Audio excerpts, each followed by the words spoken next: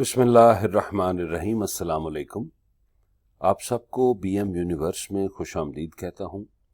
हमारा आज का टॉपिक है corporate governance and business ethics, कि कॉरपोरेट गवर्नेंस क्या चीज़ है, बिजनेस एथिक्स क्या होते हैं और उनका आपस में क्या रिलेशनशिप। सबसे पहले हम समझते हैं what is corporate governance. Investopedia defines corporate governance as the system of rules, practices, processes by which a firm is directed and controlled. अगर हम इसको उर्दू में एक्सप्लेन करें या समझने की कोशिश करें तो हमें ये पता चलेगा कि कोई भी कंपनी अगर हम उसको कंट्रोल करना चाहते हैं, उसको डायरेक्शन देना चाहते हैं, तो सबसे पहले हमें सिस्टम डिफाइन करने पड़ेंगे, रूल्स एंड रेगुलेशंस का सेट बनाना पड़ेगा, क्या प्रैक्टिसेस होनी चाहिए उसको डिफाइन करेंगे और एक प्रोसेस को लेआउट करेंगे जिसकी बेस पे सारा काम होगा। तो किसी भी ऑर्गेनाइजेशन को आपने डायरेक्शन देनी है या कंट्रोल करना है तो ये जो की वेरिएबल्स हैं इनको इन एक्शन होना चाहिए।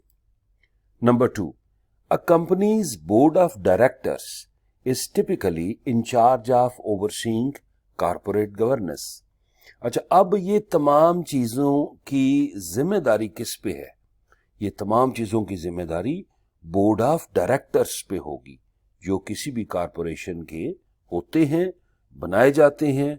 उनकी जिम्मेदारी होती है कि ये सारी चीजें डिफाइन करनी, एसओपीज बनाने, ताकि जो टीम है उसको फॉलो करके तो प्रोडक्शन निकाले या सर्विसेज दे और एंड पे प्रॉफिटेबल रहे। The 4 P's essential components of corporate governance are people, process, performance and purpose. तो अगर मैं कॉरपोरेट गवर्नेंस के पर्सपेक्टिव में 4 P's का जिक्र करूं तो सबसे पहले है people, means human resource management, उसके प्रोसेसेस हैं कि किस तरह सारे काम अंजाम दिए जाएंगे। And if we will talk about processes तो आजकल डिजिटल टेक्नोलॉजीज का बड़ा जिक्र है, उसको आप अडॉप्ट करेंगे। फिर आप अपने परफॉर्मेंस स्टैंडर्ड सेट करेंगे, फिर इसके बाद आप परफॉर्मेंस अप्रेजल की बात करेंगे। और लेकिन इन सब से पहले आपने पर्पस को डिफाइन कर लेना है कि what would you like to achieve. तो ये 4 P's जो हैं ये अंडर कॉरपोरेट गवर्नेंस फॉल करते हैं। What is the role of ethics in corporate governance? अब एथिक्स की अगर हम जनरल डेफिनेशन लें तो it is a difference between right and wrong. सही क्या है, गलत क्या है, इसको अगर आप देखें तो ये एथिक्स की कैटेगरी में आएगा।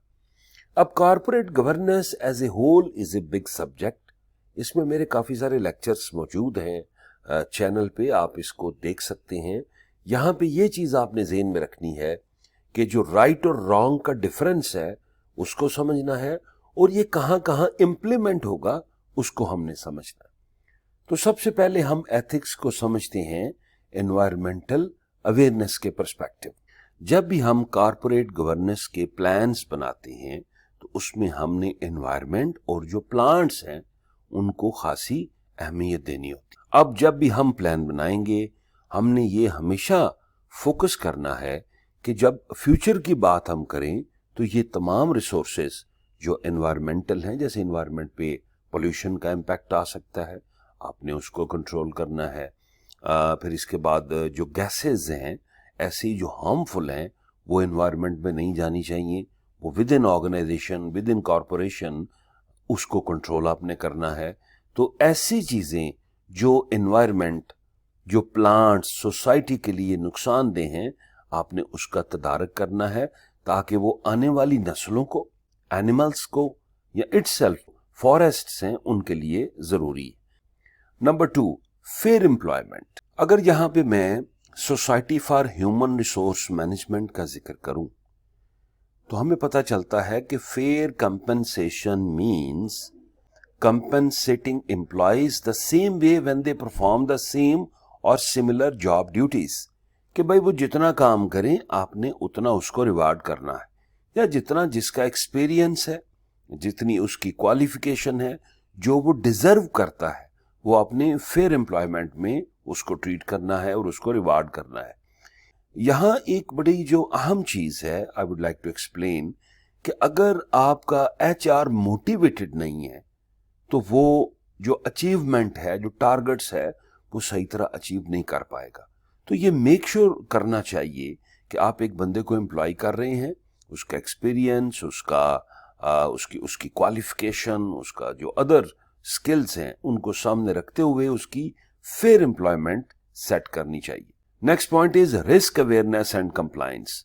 رسک اویئرنیس اینڈ کمپلائنس کے بارے میں جاننا اور اویئرنیس لانی ود ان امپلائیز، یہ بہت اہم ہے. ایسا ہو نہیں سکتا کہ کوئی بھی کمپنی وداؤٹ رسک کام کرتی رہے. رسک آتے رہتے ہیں اور ان رسک کو آپ نے کور کرنا ہے تھرو رسک مینجمنٹ پریکٹسز. تو آپ لوگوں کی یہ ڈیوٹی ہے. پھر کمپلائنس مینز آپ نے کچھ سٹینڈرڈز کو فالو کرنا ہے. کوالٹی کے سٹینڈرڈز ہیں، آپریشنز کے سٹینڈرڈز ہیں، آکوپیشنل ہیلتھ اینڈ سیفٹی کے سٹینڈرڈز ہیں. There are many other standards جو کہ ضروری ہیں، جو آپ کا انٹرنیشنل کسٹمر ڈیمانڈ کرتا ہے. ان سب کو آپ نے فالو بھی کرنا ہے اور اپنی ٹیم میں اس کی اویئرنیس بھی لے کے آنی. نیکسٹ پوائنٹ ہے بزنس ایتھکس. یہاں پہ میں پروفیشنل بزنس ایتھکس کا ذکر کروں گا. اچھا، کوئی بھی آرگنائزیشن جب ایتھیکل بزنس ڈیسیژن لے گی تو اس کا جو سب سے بڑا امپیکٹ اس کی کریڈیبلٹی کا آئے گا. اور جب ایک کمپنی کی repute within the society ایک کریڈیبل کہلائے گی تو شیئر ہولڈرز کا ٹرسٹ بحال ہوگا. You will get more investment, you will get more interest of shareholders. تو آپ کی کمپنی گرو کرے گی. اوکے، تو اس کا یہ ایک فیکٹر میں ادھر ذکر کر رہا ہوں. چونکہ